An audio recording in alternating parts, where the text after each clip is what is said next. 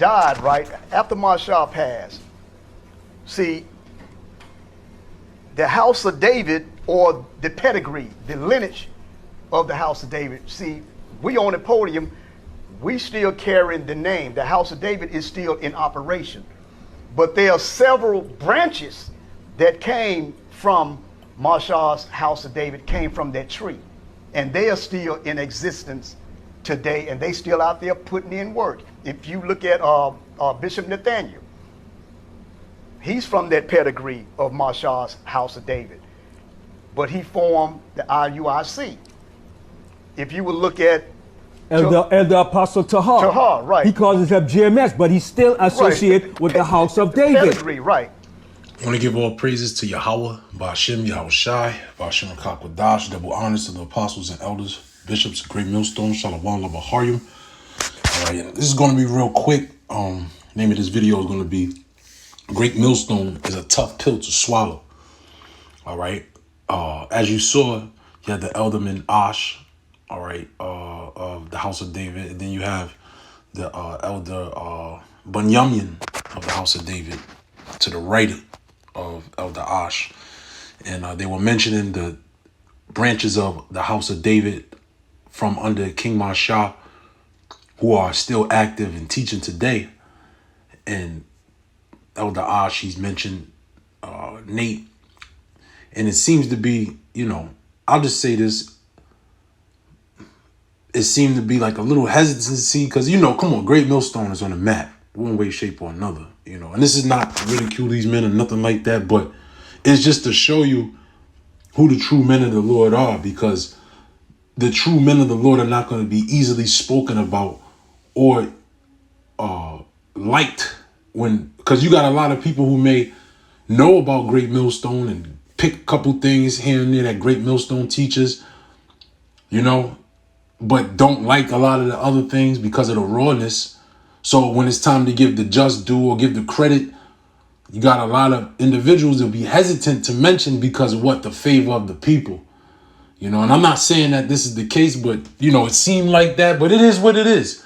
You know, it is what it is. But you see how the Elder Bunyamin, he kind of had to jump in there and make a statement and say, you know, say the real. You know, and he said it with boldness and he said it with honor and respect, which, you know, which is honorable, man, you know. And like I said, man, I got a few scriptures because it's going to come down to the wire that Great Millstone is right and that Great Millstone are the men of the Lord, and the Great Millstone has the 100% truth, but you're going to have people buck up against it because of the rawness, because of the 100% truth, because of this is the truth is overall a tough pill to swallow. All right. And then when you have men on the highways and hedges saying certain things, you know, it flusters the mind and the confidence of people when they have to admit who they learn and who have to admit who the prophets are. Okay. And that's always been in times past. I got a few scriptures. This is Matthew 10:22. And ye shall be hated of all men for my name's sake, but he that endureth to the end shall be saved, right? It's never been a time where the prophets, the men of the Lord, were in great favor of the people, all right? In fact, the scriptures tell you otherwise, okay? This is the book of Luke, chapter 6 and verse 26. Woe unto you when all men shall speak well of you, for so did their fathers to the false prophets. So the people that got favor amongst the people who were paraded and celebrated amongst the people were the false prophets, the true prophets. That's why the scriptures tell you that they hate them that rebuketh in the gate. And that's another reason why Great Millstone is a tough pill to swallow, because Great Millstone plays the vigilante, so to speak, in taking down all the bad guys, taking down all the false prophets and their teachings. In the eyes of a natural-minded man, Great Millstone is causing all kind of division. So when it's time to speak up on certain things, people are hesitant to give the credit, all right, because of the reputation of the doctrine. And that's what it all boils down to. All right, the reputation of Yahweh Shai's doctrine was not anything easy to swallow. Okay? This is the book of 1 Corinthians chapter 1 and 18. For the preaching of the cross is to them that perish foolishness, but unto us which are saved, it is the power of the Most High. Yeah, there's power in understanding the 100% truth and knowing the details of certain, breakdowns and manifestations of the scriptures that people just don't like. Okay? The world is not with this. So it would behoove you to formulate in your mind to understand that whoever has the truth is going to sound so far from the truth, or so far from what the world has to say about the Bible.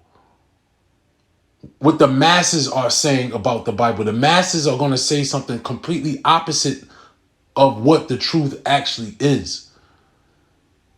Okay? So therefore, there's going to be a lot of ridicule. There's going to be a heavy spotlight on the people who have the truth. All right? And that's why that's what proves that the Spirit of the Lord is on particular individuals to say things like grape, or, there's other things about the mark, because we're not going to regard flesh. We're not going to regard men. And see, that's to tell you the difference between who the men of the Lord are, who are the servants of the Lord are, and who are the servants of men. Because their feelings are not mixed in when it comes to the truth. Okay? And on how you feel. Okay? For it is written, I will destroy the wisdom of the wise and bring to nothing the understanding of the prudent. Where is the wise? Where is the scribe? Where is the disputer of this world? Have not the Most High made foolish the wisdom of this world? For after that, in the wisdom, because we're learning that all the things that we've been taught growing up in society, from elementary, graduating high school, going to college, going to get your master's, going to all that, all of it is worthless. All of it, we're starting to find out a lot of the things that we've been taught is a fugazi. Point blank. That's what happens when you come into the knowledge of the truth. You realize Thanksgiving is a fugazi.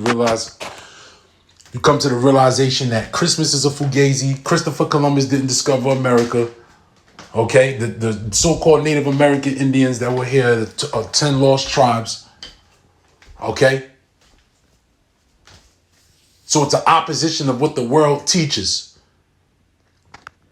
All right? For after that, in the wisdom of the Most High, the world by wisdom knew not the Most High. It pleased the Most High by the foolishness of preaching to save them that believe. Right? So the Most High allowed. Remember, the scriptures tell you that in the book of Revelation, the 20th chapter. All right? That old serpent, what was he able to do? Okay? Give me 1 second.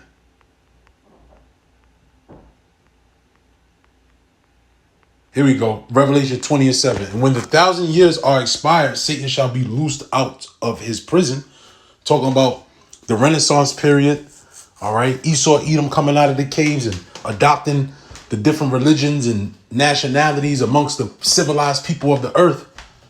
Okay. He crept up in there, and what did he do? He put his face on the Bible. He put his face as the children of the Most High and spread that across the entire earth and fulfilled the earth with lies, and shall go out to deceive the nations which are in the four quarters of the earth, Gog and Magog, to gather them together to battle, the number of whom is as the sand of the sea. All right. So until that time is formed where Gog and Magog, Russia goes to destroy America, aka Babylon the Great, this man's job is to spread deception on the earth. The job of the servants of the Yahweh Ba'Shem Yahushai is to oppose those lies. And it's going to make those who oppose the lies more and more fool, to seem to be out of their wits, so you can understand. Okay? But that's pretty much, the video, the lesson I wanted to bring forth. The Spirit was on me. Like the scriptures tell you, making me think of it now in the book of Revelation, 3rd chapter. When the hour of temptation is going to befall the whole world. All right, that hour of temptation. What are you gonna? You gonna have to hunker down or fasten yourself in the word of truth, man. All right, you gonna have to really put on that whole armor of the Most High, and turn on everything that you were taught, conjure up everything that you were taught. You know. But like I said, that's pretty much the point. Just wanted to bring that out. You know, hey man, we're some pretty tough customers to be in this truth, man, and walk in the faith of Yahweh B'Shem Yahweh Shai, because this thing is opposing the world, and not only the entire world, but even the Israelite world, man. You know, call Lord Yahweh B'Shem Yahweh Shai, B'Shem Kodash, Shalom. And then if you look, that came from Mashal's house of David, came from that tree. And they are still in existence today, and they still out there putting in work. If you look at Bishop Nathaniel, he's from that pedigree of Mashal's house of David, but he formed the IUIC. If you would look at Elder Apostle Tahar. Tahar, right. He calls himself GMS, but he's still associated with the house of David. Pedigree, right. And then if you look at, now I know the brother spoke about they don't get along, splits and divisions. Yeah, we have our bumps and bruises, but all of those camps that broke off, we can get along with. We can break bread with any of them. But coming out of GMS, the division Guerrilla Hebrew came out of GMS. If he would give